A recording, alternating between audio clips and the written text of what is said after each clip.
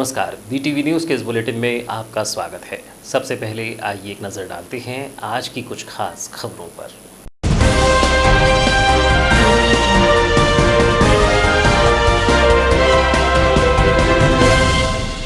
सैंतीस मरीजों की कोरोना रिपोर्ट नेगेटिव आई। मुख्य चिकित्सा एवं स्वास्थ्य अधिकारी ने दी जानकारी। 382 सैंपल में से 326 रिपोर्ट आई है नेगेटिव। जिले में है मात्र एक ही कोरोना पॉजिटिव मरीज। ग्राम पाथरवाड़ा के 3 लोगों ने खोली अपनी दुकान। प्रशासन को लगी भनक, सील की गई 3 दुकानें। पाथरवाड़ा से पहुंचकर कटंगी में खोली गई थी दुकानें। नायब तहसीलदार सहित पुलिस अमले ने सील की दुकानें। घरों में रहकर ही अदा करें ईद की नमाज। शहर काजी ने सामाजिक जनों से की अपील, मुल्क के लिए करें दुआएं खैर। मस्जिदों में न आने की गुजारिश, घरों में पढ़ें चाश्त की नमाज। मस्जिदों में न आए, प्रशासन का करें सहयोग। और अब समाचार विस्तार से। खैरलांजी क्षेत्र के ग्राम भजियादंड से जिले में प्रारंभ हुए कोरोना संक्रमण को देखते हुए प्रशासन अलर्ट हो गया है, जिसके बाद प्रशासन न केवल ग्राम भजियादंड को सील करने की कार्यवाही की है, बल्कि कटंगी क्षेत्र के ग्राम पाथरवाड़ा को भी सील कर दिया गया है और संदिग्धों के सैंपल लेकर उन्हें जबलपुर लैब भेजा जा रहा है। मुख्य चिकित्सा एवं स्वास्थ्य अधिकारी डॉक्टर मनोज पांडे ने बताया कि जिले के जिन संदिग्ध कोरोना मरीजों के सैंपल जांच के लिए ICMR लैब जबलपुर भेजे गए हैं, उनमें से आज 37 मरीजों की रिपोर्ट प्राप्त हुई है और सभी 37 रिपोर्ट नेगेटिव प्राप्त हुई है। स्वास्थ्य विभाग की टीम जिले से बाहर वापस आए लोगों में कोरोना के लक्षण पाए जाने पर उनके सैंपल ले रही है और जाँच के लिए जबलपुर भेज रही है। डॉक्टर पांडे ने बताया कि 21 मई तक बालाघाट जिले से कुल 382 सैंपल कोरोना टेस्ट के लिए भेजे गए हैं। इनमें से 22 मई तक 326 रिपोर्ट नेगेटिव एवं भजियादंड के एक मरीज की रिपोर्ट पॉजिटिव आई है। लैब द्वारा 22 सैंपल रिजेक्ट कर दिए गए हैं। जिले के ग्राम भजियादंड में कोरोना संक्रमण के पॉजिटिव पाए गए युवक के पिता ग्राम कटंगी के पाथरवाड़ा में आयोजित एक विवाह में सम्मिलित हुए थे, जिसके बाद प्रशासन ने एहतियात के तौर पर ग्राम पाथरवाड़ा को सील करने की कार्यवाही की थी। लेकिन 22 मई को ग्राम पाथरवाड़ा के कुछ व्यवसायियों ने प्रशासन के आदेशों की अवहेलना करते हुए कटंगी पहुंचकर अपनी दुकानें खोल ली, जिसकी भनक लगते ही प्रशासनिक अधिकारियों ने मौके पर पहुंचकर दुकानों को सील बंद करने की कार्यवाही की है। ज्ञात हो कि 20 मई को खैरलांजी क्षेत्र अंतर्गत ग्राम भजियादंड में मिले कोरोना पॉजिटिव मरीज ने प्रशासन की परेशानी बढ़ा दी है। जानकारी के अनुसार कोरोना पॉजिटिव मरीज के पिता 18 मई को कटंगी क्षेत्र के ग्राम पाथरवाड़ा में एक विवाह कार्यक्रम में शामिल होने आए थे, जहां वह लगभग 35 लोग के संपर्क में आए हैं, जिसके बाद प्रशासन ने एहतियात के तौर पर कटंगी तहसील के ग्राम पाथरवाड़ा को भी सील कर दिया है और लोगों से अपने घर पर ही रहने को कहा है। लेकिन 22 मई की प्रातः देखने में आया कि ग्राम पाथरवाड़ा के कुछ व्यवसायी प्रशासन के निर्देशों के बाद भी घरों से निकलकर कटंगी पहुंचे और अपने प्रतिष्ठान खोलकर रोजाना के तहत ही अपने कार्य कर रही थी, जिसकी भनक लगते ही प्रशासनिक अधिकारी मौके पर पहुंचे और दुकानदारों को फटकार लगाते हुए दुकानों को ही सील कर दिया। जानकारी के अनुसार कटंगी में ग्राम पाथरवाड़ा के 3 दुकानदार अपने प्रतिष्ठान खोलकर सामान बेच रहे थे। प्रशासन को इसकी खबर लगते ही नायब तहसीलदार रश्मि चौधरी दल बल के साथ तीनों दुकानों में पहुंची और पंचनामा कार्यवाही करते हुए दुकानों को सील कर दिया। इस संबंध में नायब तहसीलदार रश्मि चौधरी ने बताया कि ग्राम पाथरवाड़ा को एहतियात के तौर पर प्रशासन ने सील किया है, जिसके तहत ग्राम के नागरिकों के कहीं आने जाने पर भी रोक लगा दी गई है। लेकिन जानकारी प्राप्त हुई थी कि ग्राम पाथरवाड़ा के कुछ व्यवसायी कटंगी पहुंचकर अपना व्यवसाय कर रहे हैं, जिसके बाद मौके पर पहुंचकर अंबे कलेक्शन, रवि किराना स्टोर सहित पटले पशु आहार केंद्र को सील कर दिया गया। पाथरवाड़ा ग्राम को सील कर दिया गया है संदिग्ध पाए जाने के कारण। तो जो रवि किराना स्टोर है और जो पटले पशु आहार एवं डेयरी है, तो वहाँ जो लोग उसमें हैं, जो उनके मालिक हैं, वो पाथरवाड़ा से आ रहे थे, इस कारण उनको सील कर दिया। कितना बजे की गई मैडम कार्रवाई? जी, कितना बजे की गई है कार्रवाई?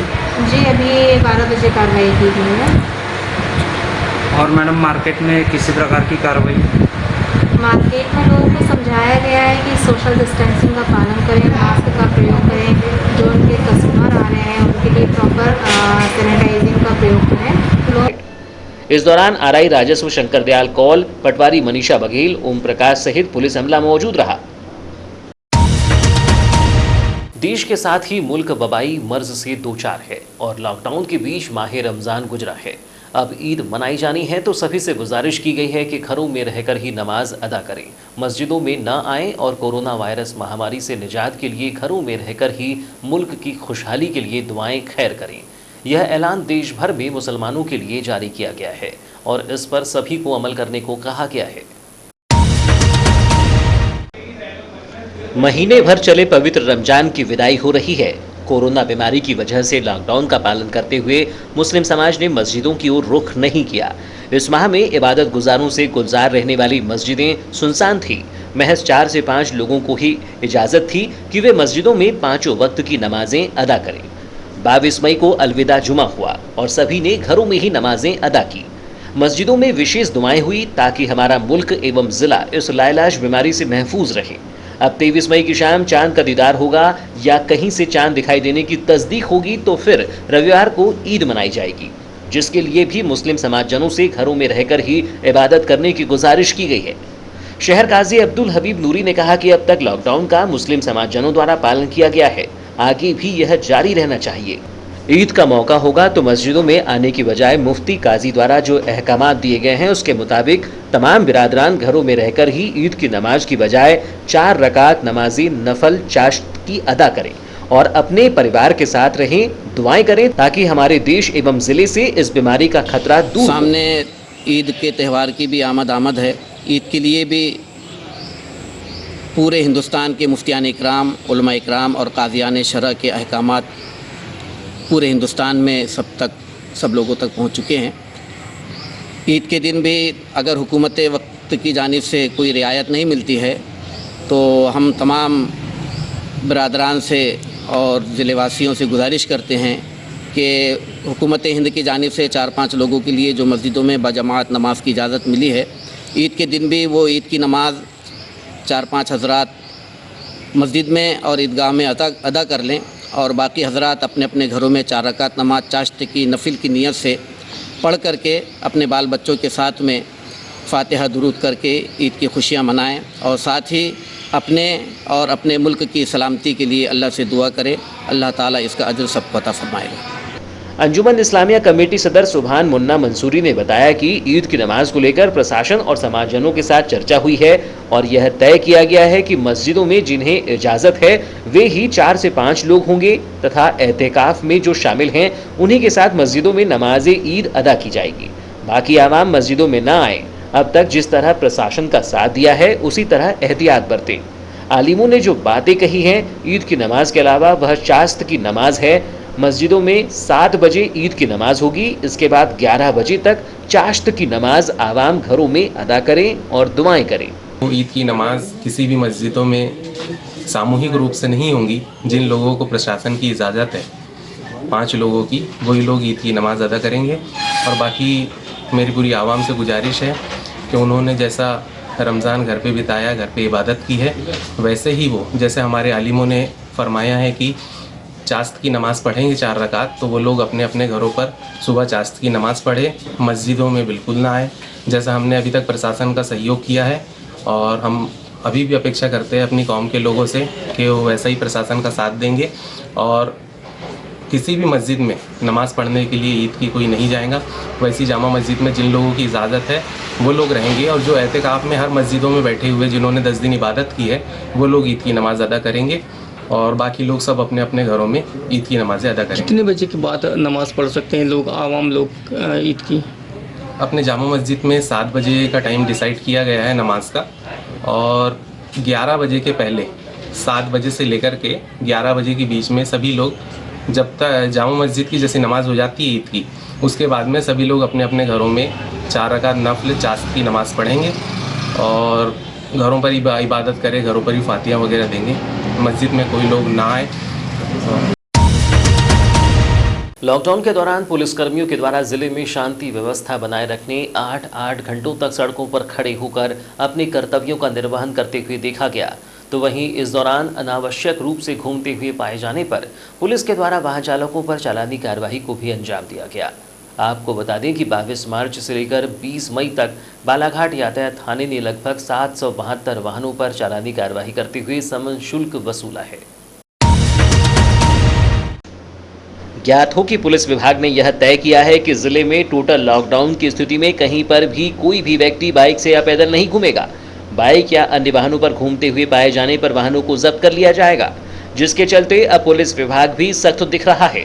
लॉकडाउन में जिला प्रशासन के द्वारा जनता से घरों में रहने की अपील तो की गई, लेकिन अधिकांश लोग बिना कार्य के ही नगर में घूमते हुए दिखाई दे रहे थे, जिसके बाद पुलिस विभाग ने चालानी कार्यवाही प्रारंभ की। बालाघाट नगर में यातायात थाने में ही 22 मार्च से 20 मई तक लॉकडाउन के दौरान 772 वाहनों पर कार्रवाई करते हुए 3,02,500 रुपये का समन शुल्क वसूला है। यातायात थाना प्रभारी मनोज मेहरा की माने तो कार्यवाही के दौरान 626 दोपहिया वाहनों पर चालानी कार्यवाही करते हुए 2,07,500 रुपये का समन शुल्क वसूला गया है, जबकि 51 कार व जीप से 32,500, 55 ट्रकों से 39,000, 25 ट्रैक्टरों से 13,000, 12 पिकअप वाहनों से 9,000 और 3 ऑटो से 1,500 रुपये का समन शुल्क वसूला गया है। सारा कुछ चालानी कार्रवाई की गई गाड़ी से, कितने का सम्मान शुल्क वसूला गया है? अभी तक जो ट्रैफिक थाने के द्वारा लगभग हमें 722 वाहनों पर, जिसमें 2 व्हीलर, 4 व्हीलर, ऑटो, ट्रक, सभी प्रकार के वाहन हैं। हमने लॉकडाउन के दौरान 22 तारीख से जो 22/3/2020 से कार्रवाई स्टार्ट की है, तो लास्ट डेट तक हमने लगभग 722 वाहनों पर कार्रवाई करते हुए लगभग 3,05,000 रुपये की वसूली की गई है।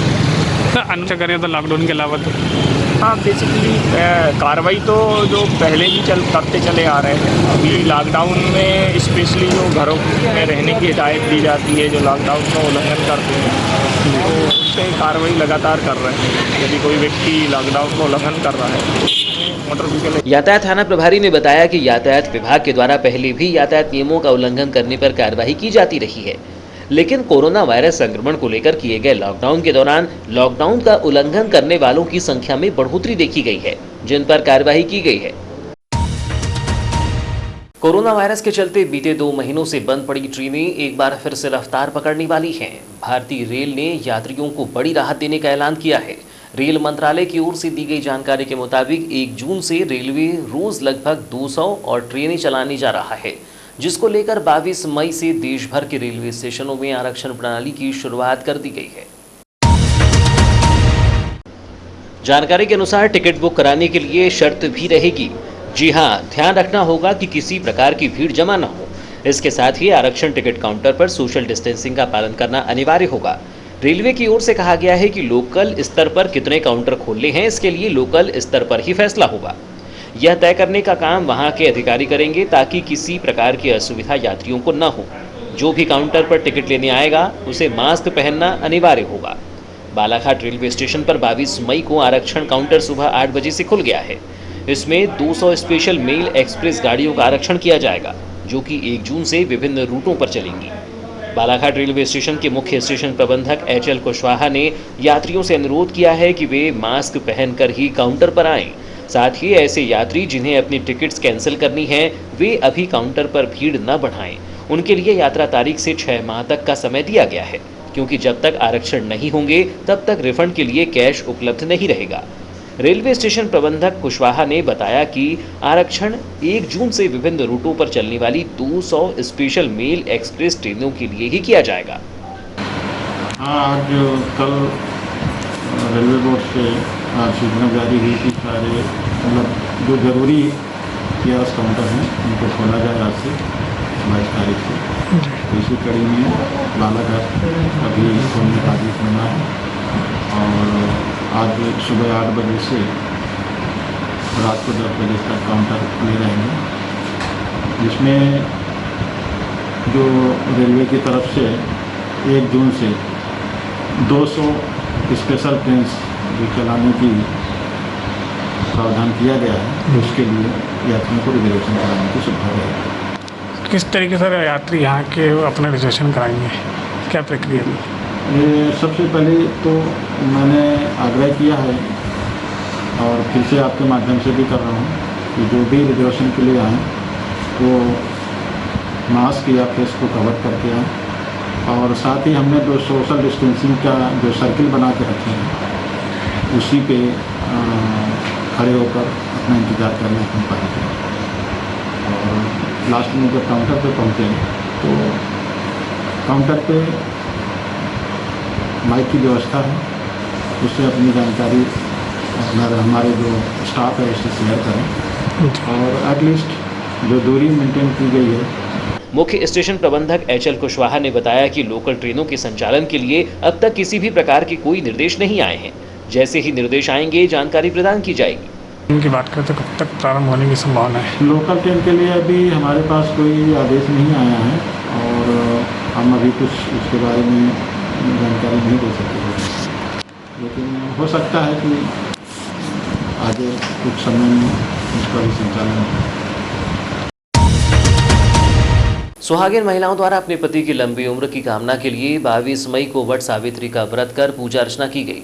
महिलाओं ने सुबह स्नान, ध्यान व नए वस्त्र धारण कर 16 श्रृंगार किया। पूजन सामग्री सजाकर वट के वृक्ष के समीप पहुंचकर पूजा अर्चना भी की। महिलाओं ने बरगद पेड़ के समीप दीपक जलाकर हल्दी, कुमकुम, रोली व फल एवं पकवान चढ़ाकर कच्चा धागा पेड़ की परिक्रमा कर लपेटा। पूजा अर्चना कर सत्यवान व सावित्री की कथा का वाचन किया। व्रतधारी महिलाओं द्वारा सुहागिन महिलाओं को ओली भी भरी गई। सुबह से बरगद पेड़ के नीचे महिलाओं की पूजा करने भीड़ लगने लगी। इस व्रत के बारे में महिलाओं ने बताया कि सुहागिन महिलाओं के लिए यह व्रत काफी महत्वपूर्ण होता है। मान्यता है कि इस व्रत को रखने से पति पर आए संकट दूर हो जाते हैं और उनकी लंबी आयु होती है। इस दिन सावित्री और सत्यवान की कथा सुनने का विधान है। मान्यता है कि इस कथा को सुनने से मनोवांछित फल की प्राप्ति होती है और पौराणिक कथा के अनुसार माता सावित्री ने मृत्यु के देवता यमराज से अपने पति सत्यवान के प्राण वापस ले आई थी।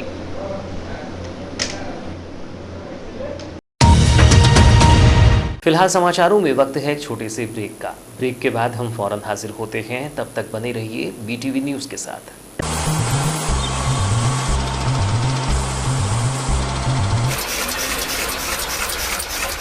बालाघाट जिले की निष्पक्ष निर्भीक खबरों के लिए पढ़ते रहें जिले का सर्वाधिक लोकप्रिय विश्वसनीय अखबार दिव्य एक्सप्रेस। बालाघाट, छिंदवाड़ा, सिवनी, बैतूल, नरसिंहपुर, मंडला जिलों से प्रसारित। विज्ञापन हेतु संपर्क करें 9399213808 8109853142। कार्यालय दीन बंधु चौक, बालाघाट। ईद की खुशी में मिठास मानी जाने वाली सेवइयों की बेहद कमी हो गई। अब ईद मनाई जानी है तो सेवइयों की खरीदारी तेज हो गई और दुकानदारों के पास सेवइयों का स्टॉक खत्म हो गया। इसका अंदाजा इसी बात से लगाया जा सकता है कि कभी 70 रुपये किलो में मिलने वाली सेवइयों के दाम 150 के पार पहुंच गए। शुक्रवार को सेवइयों की खरीदारी के लिए लोग भटकते रहे तो वहीं दुकानों में जो स्टॉक था वह भी खत्म हो गया। सेवाई विक्रेताओं ने बताया कि नागपुर, हैदराबाद तथा अन्य राज्यों से प्रतिवर्ष सेवाइयों की खेप पहुंचती थी। अब की बार लॉकडाउन में इन शहरों में आवाजाही पूरी तरह बंद थी तो सेवइयां बालाघाट में नहीं पहुंच पाई। जिनके पास पुराना स्टॉक बचा था उन्होंने वह विक्रय किया। बीच में थोड़ी राहत मिली तो नागपुर से जैसे तैसे कुछ मात्रा में सेवइयां ट्रक से पहुंच पाई। सेवइयों के पहुंचने में सबसे बड़ी दिक्कत यह रही कि सरकारों तथा स्थानीय प्रशासन ने पवित्र रमजान माह में सेवइयां बाहरी राज्यों से मंगवाने को लेकर कोई गंभीरता नहीं दिखाई। बाजार में सेवइयों की मांग बनी रही लेकिन इसे अत्यावश्यक वस्तुओं की श्रेणी से बाहर रखा गया और नतीजा यह हुआ कि प्रतिवर्ष ट्रकों के माध्यम से पहुंचने वाली सेवइयां जिले में नहीं पहुंच पाई और इस वजह से सेवइयों का जो स्टॉक बना हुआ था वह भी बाजारों में तेजी से उठाव होता गया और विक्रय के दामों में बेतहाशा तेजी आ गई। 2 दिन के भीतर ही ईद मनाई जानी है और जो लोग सेवई नहीं खरीद पाए हैं वह बाजार में सेवइयां तलाश कर रहे हैं। ऐसा ही कुछ नज़ारा 22 मई को भी शहर के बाजार में दिखाई दिया। अधिकांश दुकानों पर स्टॉक खत्म होने की बात कही गई। वहीं जिनके पास थोड़ा बहुत स्टॉक बचा हुआ था वह भी बढ़ी हुई कीमत पर खरीदारों ने खरीद लिया। नतीजा यह हुआ कि अधिकतर लोगों को खरीदी के लिए सेवइयां उपलब्ध नहीं हो सकी। कुछ लोग इस पर नाराजगी जताते हुए देखे गए और कहा गया कि जब सरकार एवं प्रशासन को ईद के त्योहार का अंदाजा था फिर भी सेवइयों की आपूर्ति नहीं हो सकी और अब नतीजा यह है कि बाजार में एकाएक सेवइयों की मांग बढ़ गई और स्टॉक पूरा का पूरा समाप्त हो गया है। कोरोना संक्रमण के चलते संपूर्ण देश सहित जिले में भी किए गए लॉकडाउन के दौरान नगर विकास कार्य अवरुद्ध हो गए थे। वहीं जिले में एक भी कोरोना संक्रमित न होने की वजह से जिले को ग्रीन जोन में रखा गया था, जिसके चलते जिला प्रशासन ने जिले में मनरेगा सहित अन्य विकास कार्यों को लेकर सशर्त छूट प्रदान की है, जिसके बाद नगर में भी अवरुद्ध हुए नगर सौंदर्यीकरण के कार्य पुनः प्रारंभ हो गए हैं, जिसका गुरुवार को कलेक्टर दीपक आर्य सहित नगरपालिका सीएमओ ने निरीक्षण किया। जानकारी के अनुसार नगर सौंदर्यीकरण की दिशा में नगर के अंबेडकर चौक से लेकर जयस्तंभ चौक के बीच डिवाइडरों में लगाई गई सूर्य नमस्कार की 12 प्रतिमाओं को डिवाइडर में स्थापित तो कर दिया गया था, लेकिन उनका फिनिशिंग कार्य लॉकडाउन के चलते अधर में लटक गया था। लेकिन ग्रीन जोन में मिली सशर्त छूट के बाद अब पुनः यह कार्य प्रारंभ हो गया है, जिसके तहत 6 प्रतिमाओं का फिनिशिंग कार्य फिलहाल प्रारंभ कर दिया गया है, जो कि जल्द ही पूरा होने का अनुमान है। गुरुवार को लेकर कलेक्टर दीपक आर्य ने नगरपालिका सीएमओ दिनेश बाघमारे सहित नगरपालिका इंजीनियर सुरेंद्र रांगलाले के साथ यहां पहुंचकर निरीक्षण किया और कार्य को जल्द पूरा करने के निर्देश दिए। इस दौरान कलेक्टर आर्य ने जिला चिकित्सालय के सामने लगाए जा रहे पेवर ब्लॉक्स कार्य सहित जिला चिकित्सालय में जारी निर्माण कार्यों का भी जायजा लिया। जानकारी के अनुसार जिला चिकित्सालय के सामने एम्बुलेंस पार्किंग सहित जिला चिकित्सालय में पहुंचने वाले नागरिकों के वाहनों के लिए पेवर ब्लॉक्स लगाकर पार्किंग बनाई जा रही है, जिसे भी कलेक्टर दीपक आर्य ने जल्दी ही पूरा करने के निर्देश दिए हैं। नगरपालिका सीएमओ दिनेश बाघमारे ने बताया कि लॉकडाउन के चलते नगर सौंदर्यीकरण कार्यों में रोक लग गई थी, जिन्हें अब पूरा किया जा रहा है। इसी के अंतर्गत अंबेडकर चौक से लेकर जयस्तंभ चौक के बीच लगाई गई सूर्य नमस्कार की 12 प्रतिमाओं को अंतिम स्वरूप प्रदान किया जा रहा है, जबकि जिला चिकित्सालय के सामने पेवर ब्लॉक लगाया जा रहा है। साथ ही जिला चिकित्सालय में स्थित सुलभ कॉम्प्लेक्स की व्यवस्थाओं को भी ठीक किया जा रहा है, ताकि यहां पहुंचने वाले नागरिकों को असुविधा का सामना न करना पड़े। ये तो पूर्व से ही जो शहर सौंदर्यीकरण के हिसाब से हम लोग काम कर रहे थे कलेक्टर साहब के निर्देश अनुसार, तो उसको सूर्य नमस्कार की जो 12 प्रतिमाएँ उनमें तो 6 प्रतिमाओं में फिनिशिंग का काम चल रहा है, बाकी 6 में और प्रारंभ किया जाएगा। हॉस्पिटल का जरूर हमारा जो कलेक्टर साहब के निर्देश है कि चूँकि हॉस्पिटल एक ऐसी जगह है जहाँ पर सभी ऐसे लोगों का आना होता है और जो सामने वहाँ अतिक्रमण और गंदगी थी, उसको लेकर जो निर्देश साहब के द्वारा जारी किए गए, तो इसके सामने पेवर्स लगा के एम्बुलेंस की पार्किंग सामने तरफ में जो पेशेंट के साथ आते हैं वो लोगों के लिए, और अंदर भी पेवर्स लगा के और सुलभ कॉम्प्लेक्स को व्यवस्थित करके और पूरा अच्छा वहाँ का वो करने के लिए निर्देश दिए। उसी तारतम्य में हम लोग काम कर रहे हैं। 21 मई 1991 की रात तमिलनाडु के श्री पेरम्बटूर में एक आत्मघाती बम धमाके में राजीव गांधी जी की हत्या कर दी गई थी, जिसके बाद से प्रतिवर्ष 21 मई को पूर्व प्रधानमंत्री भारत रत्न राजीव गांधी की पुण्यतिथि पर पूरा देश उन्हें भावभीनी श्रद्धांजलि अर्पित करता है। इसी कड़ी में गत 21 मई को पूर्व प्रधानमंत्री की पुण्यतिथि पर कांग्रेस सेवादल जिलाध्यक्ष सौरभ लोधी की अगुवाई में खाद्यान्न की कमी से जूझ रहे लालबर्रा क्षेत्र के वनग्राम नवेगांव, चिखलाबड्डी और सोनेवानी में निवासरत सैकड़ों परिवारों को खाद्यान्न का वितरण किया गया। कांग्रेस सेवादल जिला अध्यक्ष सौरभ लोधी ने बताया कि पूर्व प्रधानमंत्री भारत रत्न राजीव गांधी ने अपने बहुत कम राजनीतिक समय में भी देश को एक नई दिशा दी और 21वीं सदी के एक सशक्त एवं आधुनिक भारत की नींव रखी थी, जिन्हें पूरा देश उनके योगदान का स्मरण करते हुए, उन्हें याद करते हुए उन्हें भावभीनी श्रद्धांजलि अर्पित कर रहा है। उन्होंने बताया कि कांग्रेस सेवादल राष्ट्रीय अध्यक्ष लालजी देसाई और प्रदेश अध्यक्ष सत्येंद्र यादव के दिशा निर्देश पर देश के पूर्व प्रधानमंत्री राजीव गांधी की पुण्यतिथि पर पीड़ित मानवता के सेवार्थ कार्य करने का संकल्प लेते हुए कांग्रेस सेवादल द्वारा लालबर्रा क्षेत्र के वनग्राम नवेगांव, चिखलाबड्डी और सोनेवानी में निवासरत परिवारों को खाद्यान्न सामग्री का वितरण किया गया। उन्होंने कहा कि कांग्रेस सेवादल लॉकडाउन के बाद से लगातार वरिष्ठ पदाधिकारियों के निर्देश पर पीड़ित मानवता के सेवार्थ कार्य में जुटा है। से कल 21 मई को राजीव गांधी जी की पुण्यतिथि के अवसर पर हमने लालबर्रा क्षेत्र के 4 गांव का चयन किया गया था, जिसमें हमारे साथ में कांग्रेस सेवादल यंग ब्रिगेड एवं यूथ कांग्रेस एनुसाई एवं कांग्रेस पार्टी के वरिष्ठ साथियों के साथ हमने चिखलाबड्डी, सोनेवानी, नवेगांव ग्रामों में पहुंचकर लगभग 200 आदिवासी भाइयों को खाद्यान्न सामग्री वितरण किए। उन्होंने बताया कि कोविड-19 से निपटने के लिए किए गए लॉकडाउन के बाद से आज भी ग्रामीण अंचलों में परिस्थितियां बदली नहीं हैं और लोग खाद्यान्न की कमी से जूझ रहे हैं, जिसे देखते हुए कांग्रेस सेवादल ने चिन्हित वनग्रामों में पहुंचकर ग्रामीणों को खाद्यान्न का वितरण कर राहत पहुंचाने का प्रयास किया और कांग्रेस सेवादल का यह प्रयास निरंतर जारी है। उन्होंने जिले के समाजसेवियों, राजनीतिक दलों के प्रतिनिधियों से अपील की है कि वह आदिवासी और वनग्रामों में पहुंचकर वहां के ग्रामीणों को राहत पहुंचाने के लिए आगे आएं, ताकि वह खाली पेट न रहें। इस दौरान कांग्रेस कमेटी कनकी मंडल अध्यक्ष ईश्वरी चौधरी, ज्ञानचंद शर्मा, नगर अध्यक्ष मनीष कुशवाहा, युवा कांग्रेस अध्यक्ष देवेश विक्की गौतम, किसान कांग्रेस जिलाध्यक्ष सुमेंद्र पटले, सरपंच बालकृष्ण बिसेन सहित अन्य कार्यकर्ता मौजूद थे।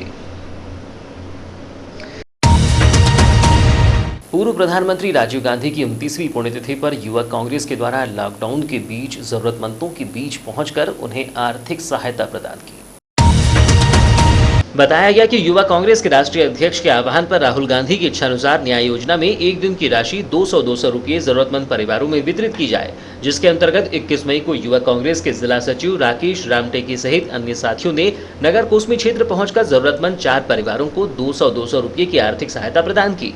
साथ ही इस दौरान केंद्र सरकार से मांग की गई कि कोरोना महामारी में आगामी 6 माह तक न्याय योजना लागू कर जरूरतमंदों को 6,000 रुपये की सहायता राशि दी जाए, जिससे इस विषम परिस्थिति में लोग अपना जीवन यापन सुगमता से कर सकें। लॉकडाउन के दौर में शासन के निर्देश पर खुली रही दुकानों पर नियमों का पालन नहीं किए जाने पर नगरपालिका परिषद वारासिवनी द्वारा गुरुवार को मुनादी कर जुर्माने की कार्यवाही करने की चेतावनी जारी की गई थी, जिसके बाद शुक्रवार को नगरपालिका के अमले ने नगर की विभिन्न दुकानों में पहुंचकर जांच उपरांत 47 दुकानदारों पर जुर्माने की कार्यवाही की। वहीं लगभग 25 दुकानदारों को मास्क भी प्रदान किए। दल प्रभारी दिलीप ने जानकारी देते हुए बताया कि प्रशासन द्वारा निर्देश जारी किए गए हैं कि जिन दुकानदारों द्वारा नियमों का पालन नहीं किया गया उन पर 50 रुपये की दर से जुर्माना वसूला जाए। इसी क्रम में गुरुवार को इस आशय की मुनादी करवा दी गई थी। आज नगरपालिका कर्मचारियों का दल दुकानों की जांच करने के लिए निकला था। इस दौरान नगर के किराना, कपड़ा, सराफा मार्केट और जूते चप्पलों की दुकानों का निरीक्षण किया गया। उन्होंने बताया कि इस निरीक्षण के दौरान जिन दुकानों में दुकानदार मास्क लगाए हुए नहीं मिले, सैनिटाइजर नहीं रखे हुए थे और दुकानों में शारीरिक दूरी का ध्यान नहीं रखा जा रहा था, ऐसे दुकानदारों पर 50 रुपये की दर से जुर्माना वसूला गया है। नगरपालिका की टीम ने शुक्रवार को कुल 47 दुकानों का निरीक्षण किया, जिनमें से 2,350 रुपये वसूल किए गए हैं। वहीं जिन दुकानदारों द्वारा मास्क नहीं पहना गया था, ऐसे लगभग 25 दुकानदारों को नगरपालिका द्वारा 11 रुपये प्रति मास्क के हिसाब से मास्क भी बेचा गया। उन्होंने बताया कि यह कार्यवाही लगातार प्रारंभ रहेगी। मुख्य नगरपालिका अधिकारी राधेश्याम चौधरी द्वारा बनाई गई इस टीम में दल प्रभारी अधिकारी दिलीप बांडेबूचे और दल के सदस्य के रूप में डेलनराम दमाहे, जयचंद निनावे, मुकेश पारासर, सुरेंद्र लड़कर, राजेंद्र कारसरपे, रंजीत चौधरी सहित अन्य कर्मचारी शामिल किए गए हैं। वर्षा ऋतु के दौरान अतिवृष्टि होने पर जिले के अनेक ग्रामों में बाढ़ की स्थिति बन जाती है। इसी परिप्रेक्ष्य में कलेक्टर दीपक आर्य की अध्यक्षता में आज अधिकारियों की बैठक आयोजित कर उन्हें जिले में बाढ़ एवं अतिवृष्टि की स्थिति निर्मित होने पर बचाव एवं राहत कार्यों के लिए सतर्क रहने और इसके लिए सभी आवश्यक तैयारियां पहले से ही कर लेने के निर्देश दिए गए हैं। बैठक में राजस्व, ग्रामीण विकास एवं सिंचाई विभाग के अधिकारियों को निर्देशित किया गया है कि वे बाढ़ की संभावनाओं वाले ग्रामों को चिन्हित कर लें। बाढ़ की स्थिति निर्मित होने पर प्रभावित लोगों को ठहराने के लिए ऊंचे स्थल के भवन का चयन करने एवं बाढ़ की सूचना देने के लिए ग्राम पंचायत के सरपंच, सचिव एवं कोटवार से सतत संपर्क बनाए रखने के निर्देश दिए गए हैं। प्रभावित लोगों को भोजन, उपचार आदि उपलब्ध कराने तथा साफ सफाई के लिए पहले से ही कार्य योजना बनाकर रखने कहा गया है।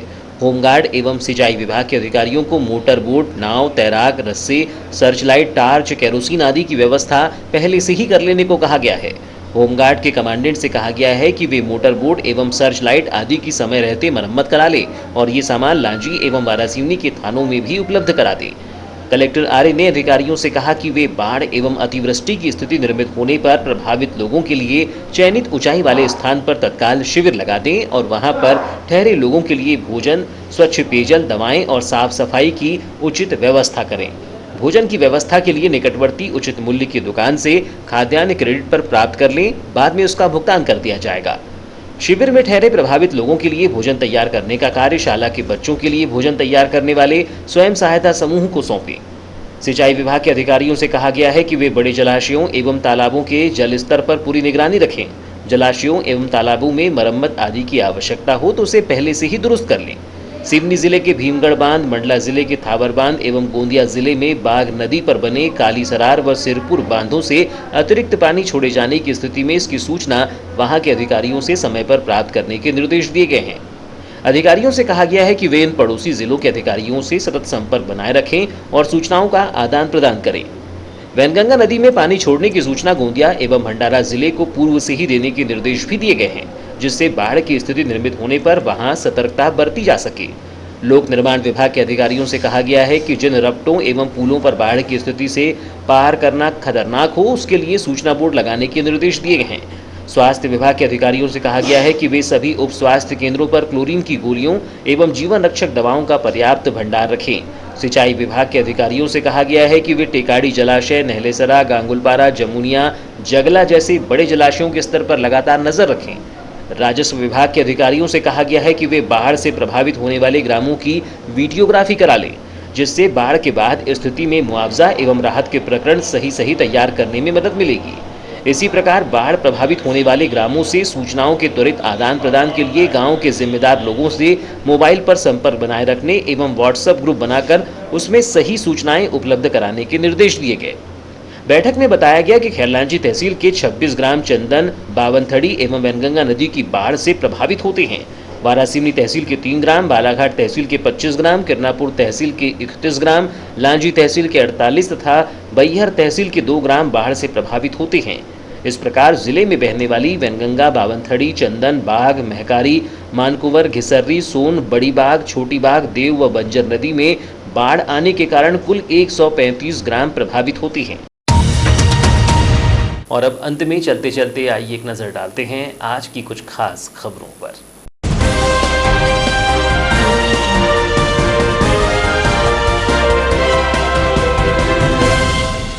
37 मरीजों की कोरोना रिपोर्ट नेगेटिव आई। मुख्य चिकित्सा एवं स्वास्थ्य अधिकारी ने दी जानकारी। 382 सैंपल में से 326 रिपोर्ट आई है नेगेटिव।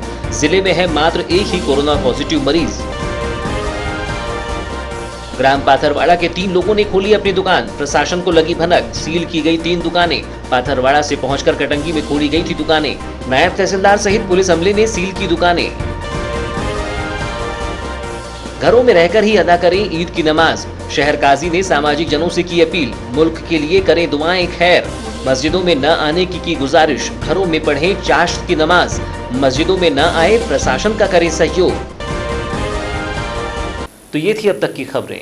नई खबरों के साथ एक बार फिर हम हाजिर होंगे, तब तक के लिए दीजिए इजाजत। नमस्कार।